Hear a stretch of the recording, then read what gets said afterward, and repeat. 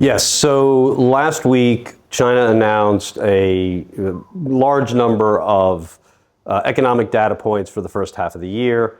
And quite simply, not to be too direct, but the numbers were as expected and a reflection, in my opinion, of the ongoing transition that is underway throughout the Chinese economy. Growth has slowed. There continues to be a drag with regard to the property market. Exports have continued to support the economy.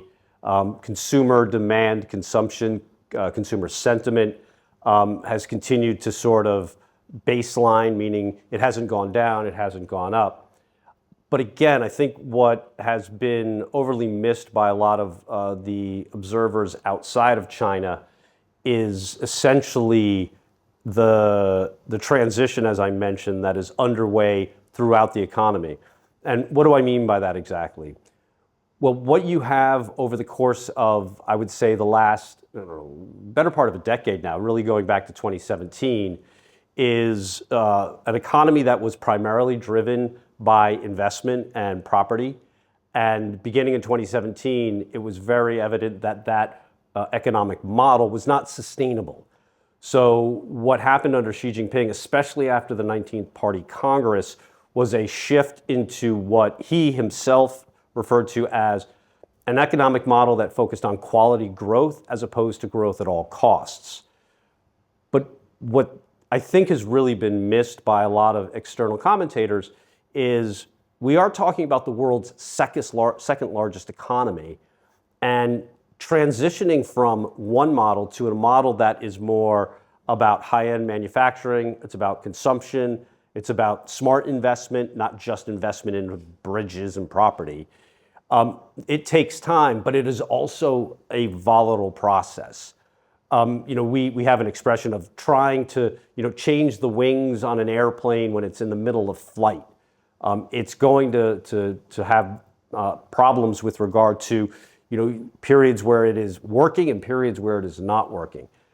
What I think is critical, and I cannot stress this enough, however, is if you go back and you benchmark China at the end of the first half of 2025 and compare that to the end of the first half of last year in 2024, the environment is much, much better. It's not to say that it's great. There is still room for improvement. We all know, living here in China, that there is softness amongst the consumer. There are concerns about income. Jobs are also an issue where people, have to worry about if they can find them and hold on to them and whatnot.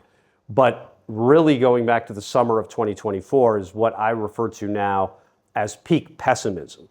People locally were really concerned about where the economy was going. Housing was not finding any foothold. It was still declining. The stock market was not doing well. I mean, there were a host of issues. And yet here we are 12 months later, and it is quite clear that, as I like to say, China has reached a point of being well past peak pessimism with continued improvements needed over time.